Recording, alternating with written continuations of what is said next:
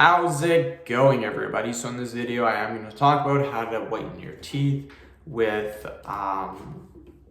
baking soda and strawberries. So before I get started, please subscribe to my channel if you haven't already. I do appreciate the support. It helps my channel grow. Please follow me on Instagram, Dillenberg999. So I actually got this question from a subscriber. Now,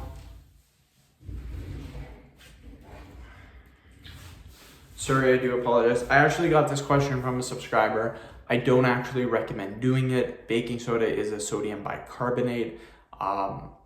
This can cause damage if you consume too much, and you can consume some if you're trying to gargle and it gets in your mouth. If you swallow by accident, it can actually cause damage. So I don't recommend putting baking soda in your mouth at all. The only time I would ever use baking soda is if I'm trying to get rid of a smell out of my fridge or in a room. Crack open some baking soda, leave it in the room or the fridge, and it will get rid of the smell. You shouldn't be consuming baking soda. It's not good for you, and it can cause damage if you eat too much. So don't do that.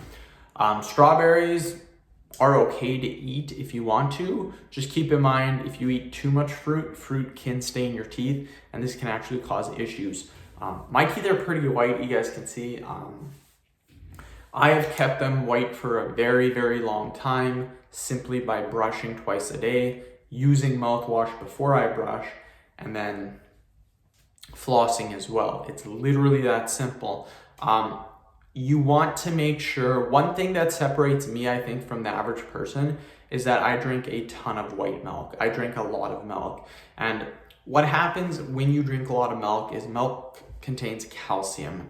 And calcium is one of the main things for growing strong teeth and making them white. So I found out, I've always drank lots of milk. Growing up, we never had pop as kids. We always had either, the choice at the dinner table was either water or milk. It was never pop. So my teeth have always been really, really white. Phosphorus-rich foods are very good too. Spinach, kale, broccoli, very high in phosphorus. Watch out for acidic foods because they can cause demineralization, because the acidity can damage your teeth. Oil pulling is another old school method. You pick an oil such as olive oil and then you just rinse it in your mouth. This can help as well.